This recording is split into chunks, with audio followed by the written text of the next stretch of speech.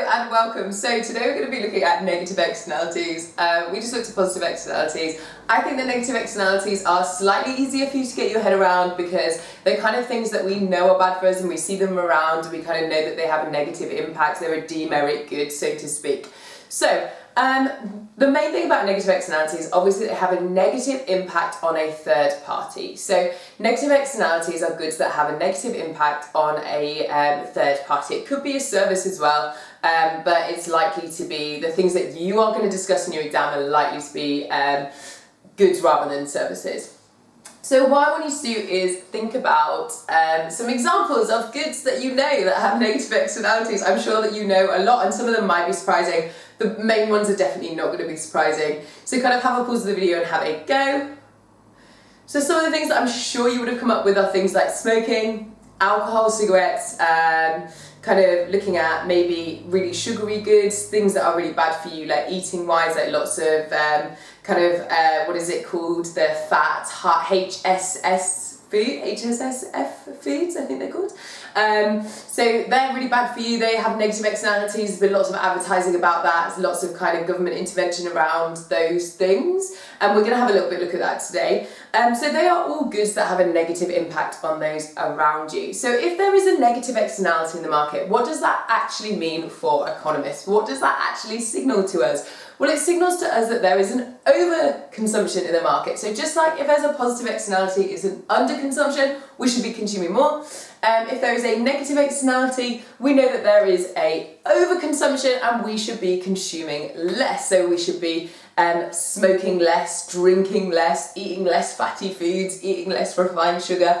All of those things we should be doing less of, even though refined sugar tastes delicious. But we should be doing less of it for the benefit of society.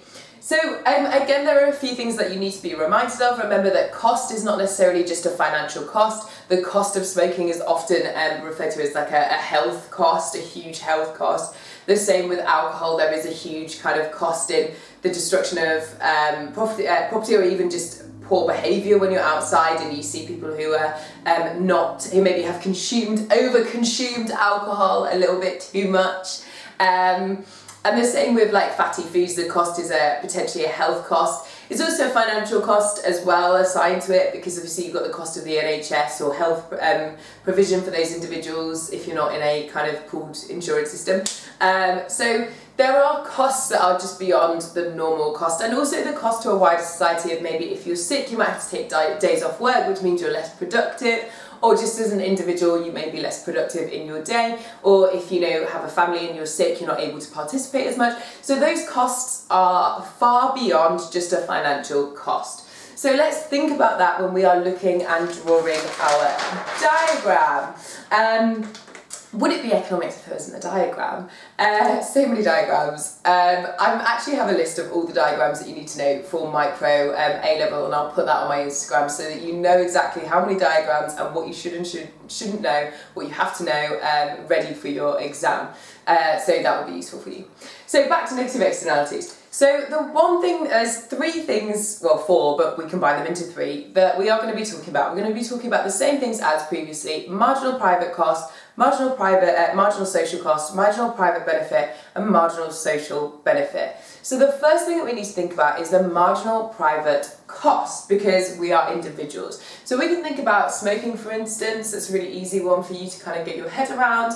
So if you think about how many cigarettes you consume, what is the marginal cost? Now marginal just means the additional one that you have. So for instance, if you had 1 cigarette compared to 2 cigarettes compared to 3 cigarettes, then your marginal cost is for the additional 1 that you've had. So if I had 1 cigarette today and 10 cigarettes tomorrow, even though I've consumed 10, my marginal would only be 9, right? So it's for the additional marginal cost, right? So each additional unit consumed. So what is the marginal private cost? Same as before, here are your axes. Pause the video, have a go and see if you can draw your marginal private cost. So your marginal private cost should look like this here. It should be upward sloping. It's not difficult for you to really envision and picture in your head that the more you smoke, the worse it is. One cigarette in your entire life isn't really going to have a negative effect on you or anyone else. I'm not saying you should do it, but I'm just saying that it's not going to have the worst effect on you. But if you compare that to 30, 40, 50, hundreds, thousands over a lifetime, it's definitely going to have a big impact. The more you smoke, the worse the cost is, right? So therefore it is upward sloping. The marginal extra one that you have is going to be worse and worse for you. Yeah? So now we're going to think about the marginal social cost of smoking. So think about for every single cigarette that you or someone that you know or individual person X that we're talking about has, what is the impact on society around them? And again, when I'm talking about the cost, I'm not just talking about a financial cost, though that is part of it, you know, a little bit, but actually the cost is much, much wider than that. Well, the cost to society is obviously much greater. So if you take into account the cost to yourself, like any potential illnesses that may come from smoking or smoking more and more, a much larger quantity, then that's going to have a much bigger effect on the healthcare service. There's a huge opportunity cost because of like having to deal with people who have smoking related illnesses. The cost to your family, to your friends, the cost to your job, the cost to your productivity, the cost to your firm's productivity, the cost to kind of the opportunity cost of things that you could be doing in your spare time but you know you're unable to do in your spare time. The cost is much greater to society than it is to you. And actually it's quite easy to see here that the cost of the more you consume, the private cost may well be upward sloping, but the social cost is going to have a much steeper gradient because the marginal impact is much greater to society than it is to you. So in a lot of I'm not going to be, like, as an examiner, I'm not going to be angry if they are parallel. I'm not going to be mad at that. You're not going to lose any marks. But just in reality, the most of the times when you see it drawn, it is going to be drawn at an angle like this. Marginal social cost. Now, we hold the marginal social benefit and the marginal private benefit as constant. Now, obviously, it's going to be really difficult for a lot of you to see that there may well be a marginal private benefit or a marginal social benefit from smoking, but there always is a small benefit of consumption, whether that's just like the private transaction.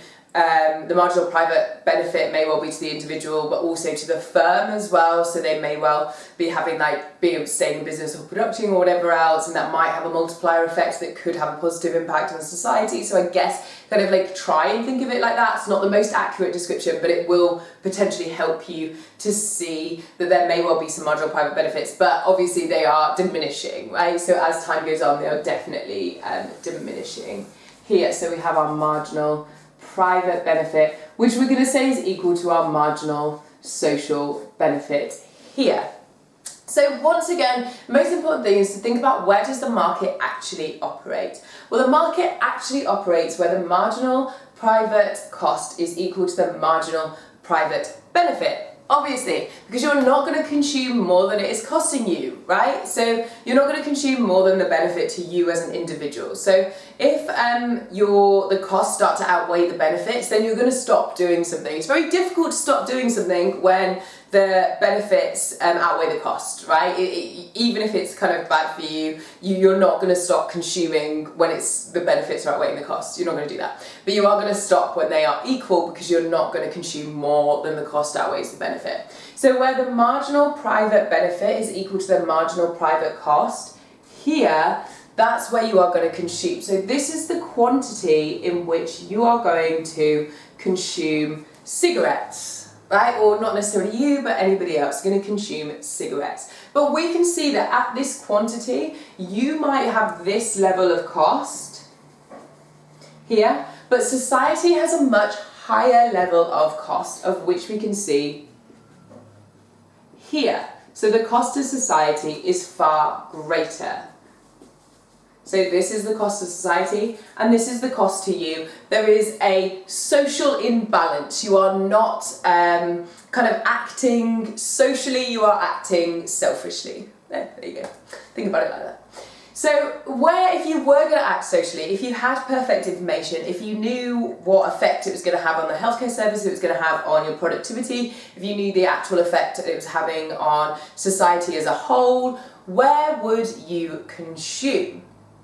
Well, you would consume where the marginal social cost is equal to the marginal private benefit, which is here, right? And you would consume there because you would not consume more than it was costing society. Because if your focus is societal and you are trying to be societally efficient, socially efficient, then you will consume where the benefit to society and the cost to you are equal to each other, right? So here, so you can already see that the quantity socially is a lot less than the quantity privately, right? And we have a negative externality. So we have a welfare loss, and the welfare loss is this area here, because this is the amount that the society is losing, and that welfare loss is due to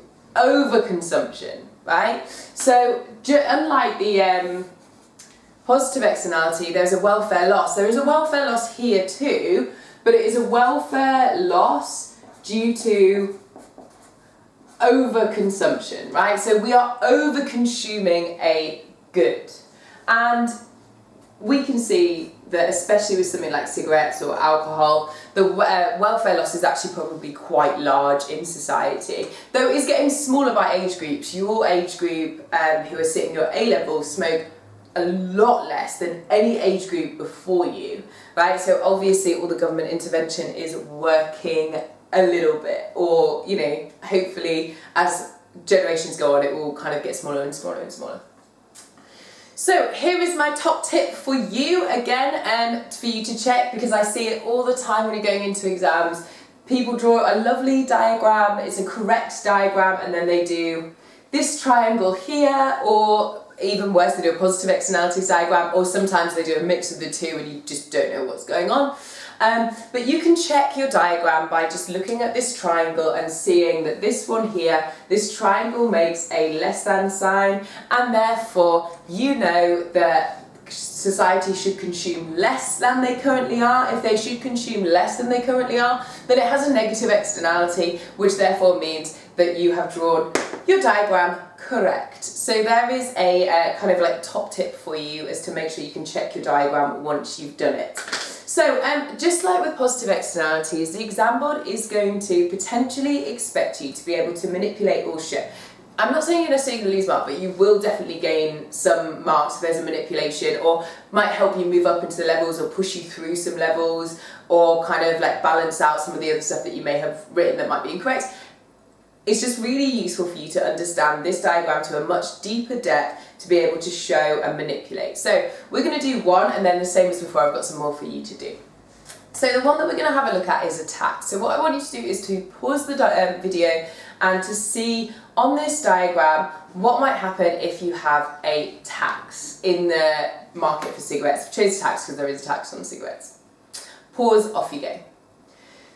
So if there is a tax that is imposed on the market, then obviously the marginal private cost is going to increase. That's relatively simple for you to kind of understand, hopefully, and get your head around, is that the cost of consumption increases, and therefore what we have is we have a shift of our marginal private cost. And we know that at the same quantity it will increase. So then what you need to do is you need to decide whether you're going to show that this is a perfect tax and therefore it eradicates the negative externality and will shift this marginal private curve all the way to the social optimum, and therefore they will cross and there will be no negative externality because of a tax. Or you're going to show in reality, which is that consumption has fallen, but there are still some people consuming cigarettes despite the tax. So, I mean, for me, just for the purposes of showing what's accurate, I'm going to show that it hasn't completely got rid of it, but I do have an example where it does completely get rid of it, so you can see that as well, so don't worry too much. So this is going to be, again, a parallel shift. Easy when you've got a ruler, not so easy when you're doing it on camera, on a white, well, it's not a whiteboard, but equivalent of a whiteboard. So that's our marginal private cost plus tax. And we can see that therefore there is a fall in consumption. We're now consuming this much here with our Q plus tax. And then we do exactly the same as before. We see what impacts that is to society at that consumption level. We can see that it is higher, but what has happened is our externality has fallen. And again, you're more than likely, like when you're writing about this in your exam, the easiest way, the clearest way that I've seen a lot of students do this is just to say that the externality has fallen by area A, B, C, D. It's clear and it's easy to see, obviously, because I know that you can't use different coloured pens in your exam because they don't scan properly, and then we as examiners will not be able to see what you've written. And I have had that happen, okay, so please be really careful when you're doing that, because I have had that happen where there is a space that clearly a diagram was there and they've either drawn it in soft pencil or in a different colour and it's not scanned properly and I can't see it. So follow instructions when you're doing your exam. A, B, C, D is, or hash is fine, don't do it in a different colour. So here again, same as before, I've got some examples for you to try, and then I'm going to put the answers to these on my Instagram so that you can check them against what they're there and ask any questions if you need to, just on Martinomics as always. So I've got restriction on goods, and I want you to think about age restriction on goods. So for instance, alcohol, you can't buy alcohol unless you're under 18. There is a smoking ban in public places, so you can no longer smoke in pubs and restaurants. I'm sure that you are of an age where you don't even remember that you could smoke in pubs and restaurants, but I remember being very, very little and going to the restaurant and there being a smoking area and a non-smoking area. I want you to think about an advertising campaign. So what happens when there is an advertising campaign? So that may well be to do with healthy eating. Well, not necessarily healthy eating, but like how bad sugary foods are for you. So there is currently a campaign that I'm not sure if you've seen around, where it's about obesity being the biggest cause of cancer outside of smoking. I saw it around when I was kind of walking in. It's quite hard hitting, and it talks about like kind of, it's an anti-obesity campaign. And disposal laws. So for instance, there are laws on the way that we can dispose, because remember what I said before, that externalities aren't necessarily just about people, they can be about the environment too. So there are certain waste disposal laws, even for us as individuals, so the way that we dispose of kind of batteries, things like that. There are disposal laws to minimise the impact on society, including whether that's animal welfare or the environment as well. So have a go at these four. The answers are going to be on my Instagram. I hope that that has been useful for you, and I look forward to seeing you next lesson. Bye!